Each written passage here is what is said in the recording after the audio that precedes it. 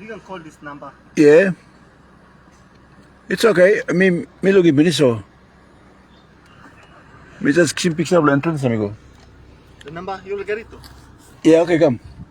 Reservation number. All right, thank you, brother. Welcome.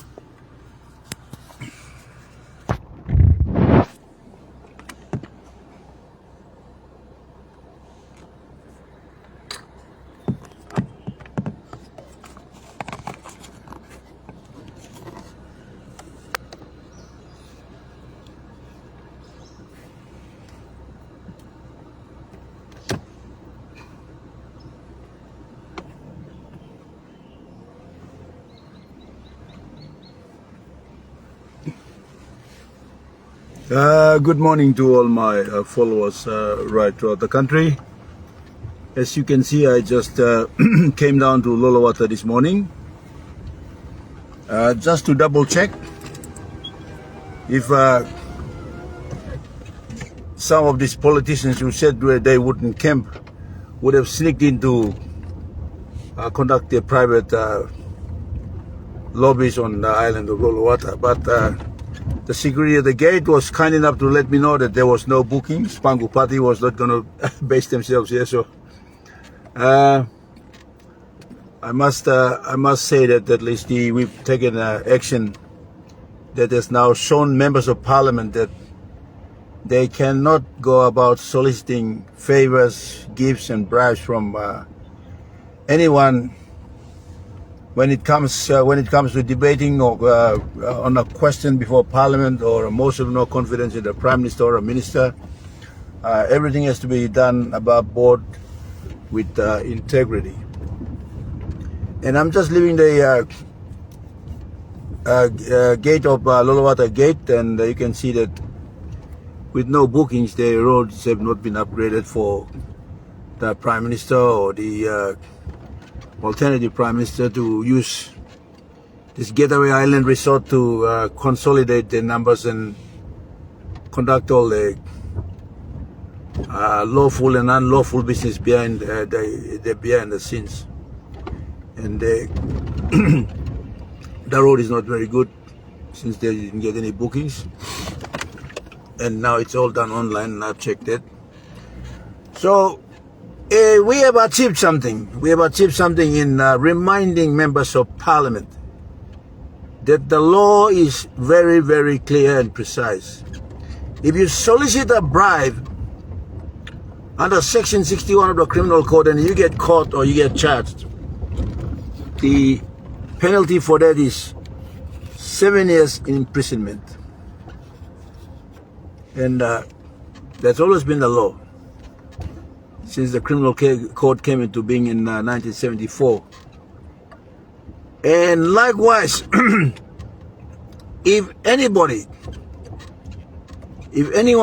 including a member of parliament or a minister or a prime minister or the speaker of parliament or any business interest, goes about to influence or induce a member of parliament to defeat a vote or a question on the floor of parliament, is equally guilty of a crime in inducing and suppressing or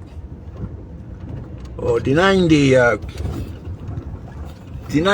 members' right to exercise his conscience as to whether he should vote for the question or against the question.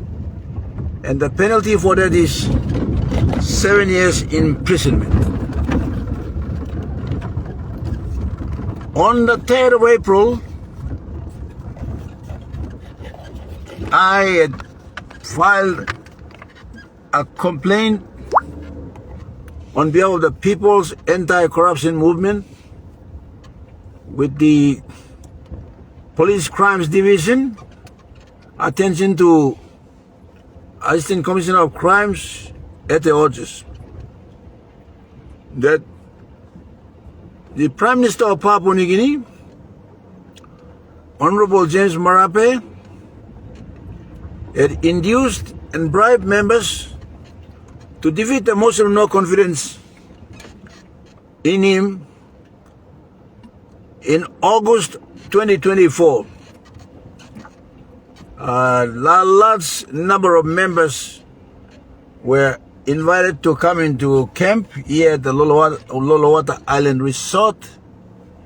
And while they were here, they were treated to food and drinks, free accommodation.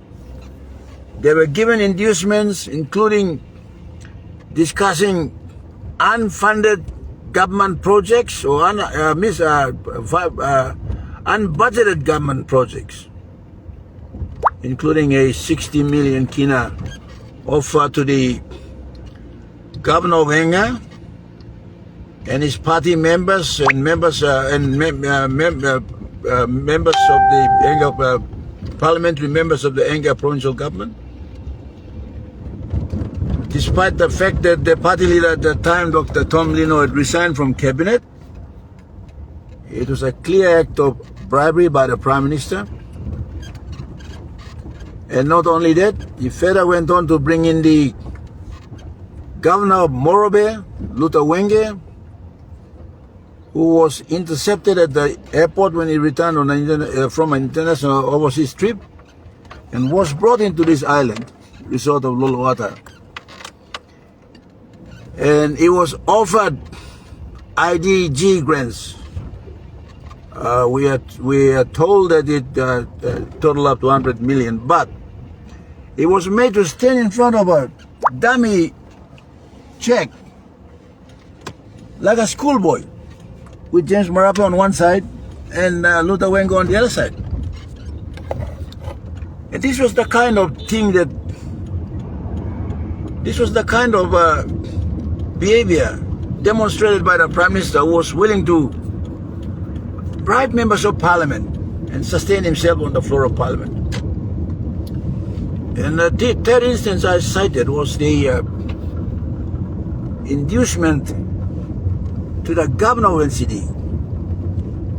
Earlier in October 2023, knowing that there was rumors of a motion of no confidence in the Prime Minister and that Powers Pakov could be an alternative Prime Minister, the Prime Minister had used the Ombudsman Commission to blackmail the governor of NCD. They had called him to explain his position and provide the accounts of an extraordinary contract, yoga contract, given to one of the governor's mistresses by the name of Fasila Bachari, a Fijian Indian who ran the program. And she had registered a company outside Papua New Guinea and had picked up 45 million. Now, when this took place, Governor Paco had stood down his intentions as she was scared of facing the law. But when it came to the August session of Parliament, he had used the occasion to ask for more financial support. And this time, he had come up with one of his partners to call for funding for a hospital at the Tete settlement in Geru, which was estimated to cost 800 million kina, and it was all designed and done by an Indian named Sengaran Subramaniam. And Sengaran Subramaniam was involved in a lot of land racketeering in the city. And he had come up with his plan so that he could take a huge chunk of crown lease or customary land using the government. And he succeeded in manipulating many of these politicians, including the former Prime Minister Peter O'Neill, the current Prime Minister James Marape, and of course he was a partner. It's almost like a partner to the current governor of the city. And with that, Powers had invested 20 million of ratepayers' money in that company called Asia Pacific PNG Limited, owned and controlled by Sengaran Subramania. And he had further requested, as a soliciting a bribe in asking the Prime Minister to approve 30 million kina from the National Planning Office. And 30 million was approved and paid to Asia Pacific Limited. And that constituted soliciting of a bribe and paying a bribe. Although it was public finances, these were not funds that were appropriated under the budget, and these projects were not documented by government, and they did not comply with the public tenders board or the procurement process. So it was more an act of fraud.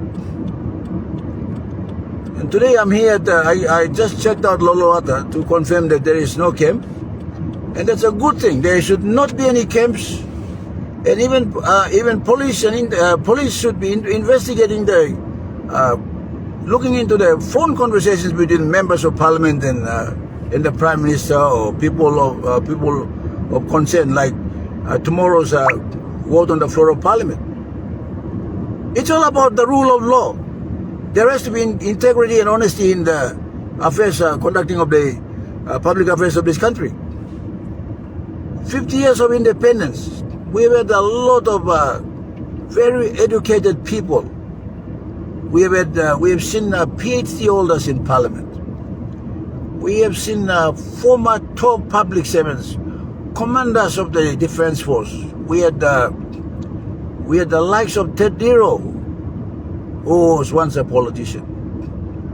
We had the likes of, say, Arnold Ahmed, the former Chief Justice, who was a politician. And we have a lot of academics, such as the late Dr. Waiko. We had Paul Toyan, former police commissioner. And they all lined up Parliament. But in 50 years, there has been a decline in the rule of law.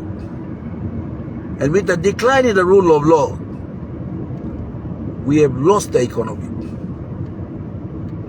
Where there is no law and order, the economy cannot function. Papua New Guinea is a rich country. People don't need the government to survive. You can see the greenery here as I drive by. The food crops are growing.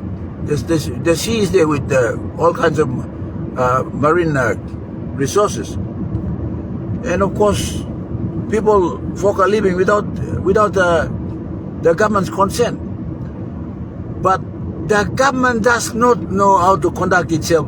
It does not conduct itself according to law. There has been no accountability and transparency in the conduct of government finances. And we have brought that up. We did not want to talk about the rule of law and do nothing. So the People's Anti-Corruption Movement has taken the daunting task of summoning the Prime Minister and former Finance Minister James Marape, and to show cause why they could not comply with the Public Finance Management Act. Now many want to preach. We have hired so many consultants. We have seen the Law Society march for the rule of law. Now everybody's lips is all about the rule of law. Yeah, you can preach about it. We've been preaching about that for 50 years. But where is the action? You got to take action. If a child misbehaves, all right, we spank the child. We spank the child. We dish out corporal punishment so that the child doesn't misbehave again. And likewise, leaders who abuse the public trust have to be tested in the court of law. You have to apply the criminal code on them. And last week or 2 weeks ago, the 3rd of April, I had filed a criminal complaint as president and public officer of the People's Anti-Corruption Movement against Prime Minister James Marape for having bribed members of the National Parliament to defeat the motion of no confidence. And they camped in Loloata. They were getting cash allowances not approved by Parliament. They were getting drinks, they were eating food, and that constituted bribery. We don't see anywhere around why the police cannot charge him.